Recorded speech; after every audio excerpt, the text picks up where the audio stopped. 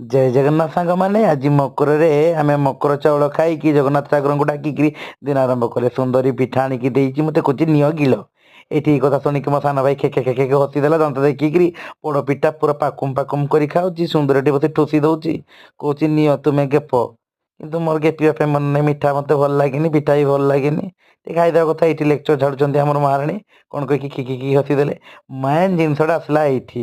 ପୁରା green green ଚଟଣି ଦେଇକି ମଟର ତରକାରୀ ଦେଇକି ଘର ତିଆରି ଇଟିଲି ଖାଇବାର ଯୋଉ ମଜା, ପୁଣି ତା ସଫ୍ଟ ସଫ୍ଟ ହେଇଛି।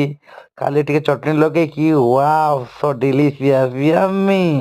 ବଢିଆ ହେଇଛି। ସୁନ୍ଦରୀ ସାଙ୍ଗରେ ଟିକେ ସେଲଫି ନେଇଗଲେ ଟିକେ ହେଲେ ପୁରା ଦାନ୍ତ ବତିଶ ଦେଖେଇ ଦଉଛି।